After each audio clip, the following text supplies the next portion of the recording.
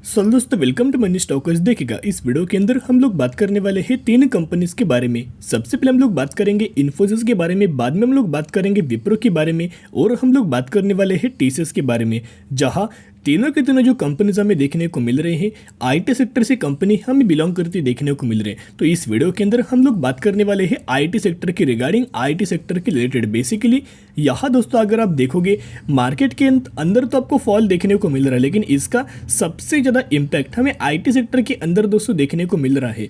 तो मंडे के दिन हमें क्या एक्सपेक्टेशंस निकल कर मंडे के दिन क्या हो सकते हैं उसके बारे में एक बेसिक आइडिया दोस्तों मैं आपके साथ शेयर करना चाहूँगा। As well as levels as well as support भी मैं आपके साथ शेयर करना चाहूँगा। बेसिकली इन्फोसिस की अगर बात की जाए, विप्रो की अगर बात की जाए और टीसीएस की अगर बात की जाए, या फिर टेक महिंद्रा की अगर बात की जाए, या फिर बहुत सारे कंपनी है टाटा एलेक्सी की अगर बात की जाए, जो भी कंपनी आईटी सेक्टर से प्रेजेंट आपको देखने को मिल रही है, हर एक कंपनी के अंदर करेक्शन हमें देखने को मिल रहा है। तो उसके रिगार्डिंग हम किसी भी कंपनी को दोस्तों यह बोल नहीं सकते कि ये कंपनी बुरी है, ये कंपनी बर्बाद कर देगी, ऐसी बात निकल के नहीं आ रही। अगर हर एक सेक्टर के अंदर शानदार तरीके से तेजी अगर आपको देखने को मिले, अगर आपको आईटी सेक्टर के अंदर तेजी देखने को मिले और विप्रो और इन्फोसिस के अंदर हमें 4 से 5% की गिरावट हमें देखने को मिले, तो कुछ हमें न्यूज़ निकल के आ जाते हैं। लेकिन जो भी हमें करंटली आपको गिरावट है, पूरे ग्लोबल बेसिस की वजह से ही हमें आईटी सेक्टर के अंदर गिरावट आपको देखने को मिल रही है। और कल के दिन अगर देखा जाए तो ऑलमोस्ट हमें 4% की गिरावट हमें इन्फोसिस के अंदर देखने को मिल चुकी है। और जो 1400 रुपये का लेवल जो कंपनी ने हमें ब्रेक करके नीचे आते हुए देखने को मिला है, 1377 रुपीज़ के आसपास हमें इन्फोसिस की क्लोजिंग देखने को मिल चुकी है। एज वेल एज विप्रो की अगर बात की तो विप्रो के अंदर भी दोस्तों आप यहाँ देख सकते हो 402 रुपये के आसपास हमें क्लोजिंग देखने को मिला और मोर देन 3% की गिरावट हमें विप्रो के अंदर देखने को मिला। जहाँ मैंने आपके साथ मैक्वेरी की तरफ से टारगेट शेयर किया था, या फिर आप बोल सकते हो कि बेसिकली यहाँ टीसीएस हो, इन्फोसिस हो, एज वेल एज हमें टेक महिंद्रा निकल के आ रही हो, तीनों कंपनीज के अंदर दोस्तों अगर आपने देखा होगा तो बेसिकली हमें डाउनग्रेड रेटिंग यहाँ देती हुई देखने को मिला था। गोल्डमैन सन की तरफ से डाउनग्रेड रेटिंग दिया। इन्फोसिस का जो टारगेट है हमें 1200 रुपये के आसपास देते हुए देखने को मिला था, लेकिन मैक्वेरी की अगर बात की जाए तो मैक्वेरी ने टारगेट हमें 1870 रुपये के आसपास देते हुए देखने को मिल रहा था। तो बेसिकली दोस्तों इनका एक ही हमें मानना है कि ये कंपनी के अंदर हमें डाउनग्रेड कर दिया गया है और डाउनग्रेड करने से कंपनी के अंदर करेक्शन हमें देखने को मिल जाता है। लेकिन सिर्फ और सिर्फ क्या इंडियन स्टॉक मार्केट के अंदर क्या सिर्फ आपको आईटी सेक्टर के अंदर हमें इंडिया के अंदर करेक्शन आपको देखने को मिल रहा है? तो ऐसी बात हमें निकल के नहीं आ रही। जहां नैस्डैक की अगर बात की जाए तो नैस्डैक के अंदर 1% के आसपास हमें कल के दिन करेक्शन आपको देखने को मिला, और जब हमें क्लोजिंग दोस्तों देखने को मिला तो अच्छी खासी बेसिस के ऊपर रिकवरी भी आपको देखने को मिला। लेकिन नैस्डैक के अंदर लास्ट में ऑलमोस्ट 2 से 3 घंटे में हमें 1% के आसपास आपको रिकवरी दोस्तों देखने को मिल चुकी है। तो जैसे कि आपको पता होगा इन्फोसिस सिर्फ और सिर्फ इंडियन स्टॉक मार्केट के अंदर ये कंपनी हमें लिस्टेड देखने को नहीं मिल रही। इन्फोसिस लिमिटेड एडीआर नाम से जो कंपनी है न्यूयॉर्क स्टॉक एक्सचेंज के अंदर भी हमें लिस्टेड आपको देखने को मिल रही, डॉलर्स के अंदर आपको देखने को मिल रही, यूएसडी के अंदर देखने को मिल रही।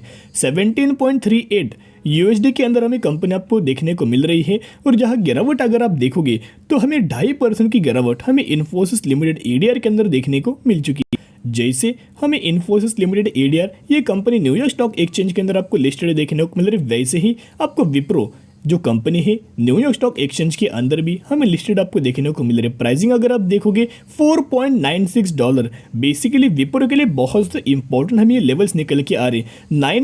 $4.96 अगर आप यहाँ इंडियन रुपीज़ के अंदर अगर आप देखोगे तो ऑलमोस्ट हमें करंटली 395 रुपीज़ के आसपास से लेवल्स निकल के आ रही इंडियन रुपीज़ के अंदर। तो विप्रो का जो सपोर्ट है 400 रुपये का सपोर्ट हमें विप्रो एडीआर के अंदर हमें ब्रेक करते हुए देखने को मिला। अभी 395 रुपीज़ के आसपास हमें विप्रो एडीआर की हमें क्लोजिंग देखने को मिल चुकी है। तो इसके मुताबिक हमें मंडे के दिन एक पैनिक लेवल आपको देखने को मिल सकती है। दोस्तों मैं बिल्कुल भी आपके साथ एक पैनिक लेवल इंक्रीज नहीं करना चाहूँगा। बहुत सारे लोग इसका एक नेगेटिविटी हमें यहाँ स्प्रेड करते हुए देखने को मिल जाते हैं। मैं कोई भी दोस्तों नेगेटिव या पैनिक आपको इंक्रीज नहीं कर रहा हूँ, सिर्फ एक पॉसिबिलिटीज हमें क्या निकल के आ रही है कि मंडे के दिन हमें मार्केट कैसे ओपन होते हुए देखने को मिल सकते हैं, कैसे गिरावट हमें देखने को मिल सकती है। एक शॉर्ट आइडिया में दोस्तों आपके साथ शेयर करना चाहूँगा, जिसकी वजह से आप मेंटली दोस्तों प्रिपेयर हो जाएंगे और जिसकी वजह से जब भी मार्केट ओपन हो आपके अंदर कोई भी हमें पैनिक लेवल देखने को ना मिले और पेशेंस करके आप लंबे समय के लिए होल्ड कर पाए। अब एक स्लोगन मैं आपके साथ शेयर करना चाहूँगा जो कि वॉरेन बफेट जी का एक बहुत गजब का स्टेटमेंट हमें आपको देखने को मिल रहा है। ये करंटली बहुत ज़्यादा एप्लीकेबल हमें निकल के आ रहा है। यहाँ दोस्तों अगर आप स्टेटमेंट देखोगे तो बहुत ज़्यादा ट्रू हमें स्टेटमेंट निकल के आ रहा है। Be fearful when others are greedy and be greedy when others are fearful.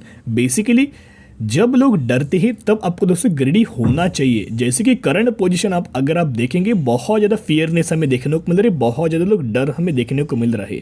डर इन द सेंस अगर आप बात की जाए तो मार्केट के अंदर फॉल देखने को मिल रहा है। Second, be greedy when others are fearful. Basically जब हमें ग्रीडी कब होना चाहिए, जब लोग फियरफुल होते हैं। जिसकी वजह से दोस्तों अगर आप देखोगे तो ये जो सेकंड पॉइंट जो हमें देखने को मिल रहा है करंटली एक बहुत ज़्यादा एप्लीकेबल हमें करंट मार्केट बेसिस के ऊपर आपको देखने को मिल रहा है। जब लोग डरते अच्छी खासी बेसिस के ऊपर हमें बाइंग लगातार करनी होती है। जब मार्केट के अंदर करेक्शन हो तब हमें बाइंग करनी होती है, और जब मार्केट के अंदर लगातार रैली हमें देखने को मिल जाती है तब हमें डरना चाहिए, हमें बहुत ज़्यादा या फेयरफुल होना चाहिए। यही in the terms of definition हमें निकल के आ रहा है। तो कहने का मतलब इतना ही, जो भी आपको गिरावट देखने को मिल रही है ग्लोबल बेसिस के ऊपर भी हमें गिरावट आपको नजर आ रही है। इन्फोसिस का पिछले एक साल में अगर आप दोस्तों देखोगे तो मोर देन 27% की गिरावट हमें इन्फोसिस के अंदर दोस्तों देखने को मिल चुकी। और अगर मंडे के दिन अंदर हमें इन्फोसिस के अंदर दोस्तों अगर आपको ऑलमोस्ट 2.5% से लेकर 3% के आसपास अगर आपको गिरावट देखने को मिले तो ये जो लेवल से 1300 रुपये के भी ऊपर हमें यहाँ इन्फोसिस बिल्कुल भी आपको सस्टेन करते हुए देखने को नहीं मिलेगा। ऑलमोस्ट 1300 रुपये के लेवल्स भी हमें ब्रेक दोस्तों होते हुए देखने को मिल सकते हैं। तो इन्फोसिस का आप 1300 रुपये का लेवल दोस्तों सपोर्ट लेवल आप मान करके होल्ड कीजिएगा।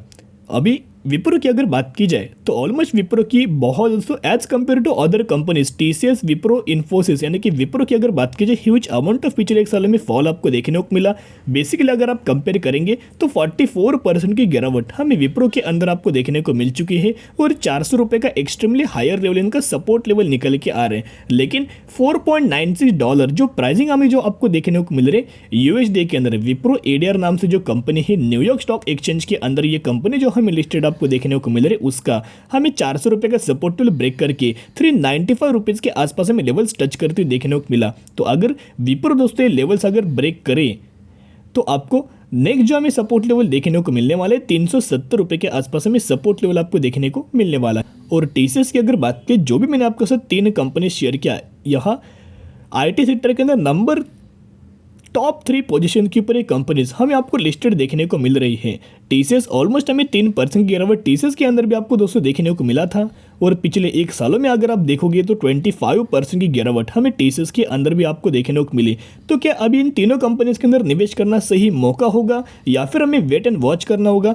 एक दोस्तों पॉइंट्स मैं आपके साथ शेयर करना चाहूँगा। तीनों कंपनीज के अंदर लगातार हमें वॉल्यूम डिक्रीजिंग मात्रा में जाते हुए देखने को मिल रहा है। सेलिंग प्रेशर बहुत ज़्यादा इंक्रीज हमें देखने को मिल रहा है। मार्केट के अंदर जब करेक्शन आपको देखने को मिल जाता है, रिटेल इन्वेस्टर भी बहुत ज़्यादा सेलिंग हमें करते हुए देखने को मिल जाते हैं। तो मार्केट अगर 1% गिर रहा होगा और अगर आपको ज़्यादा सेलिंग प्रेशर देखने को मिले तो वो मार्केट हमें 2% की गिरावट के अंदर भी आपको अवेलेबल देखने को मिल जाते हैं। वॉल्यूम बेस बहुत ज़्यादा ऐसे कंडीशंस के ऊपर, ऐसे सिचुएशन की सब हमें काम दोस्तों देखने को मिल जाता है।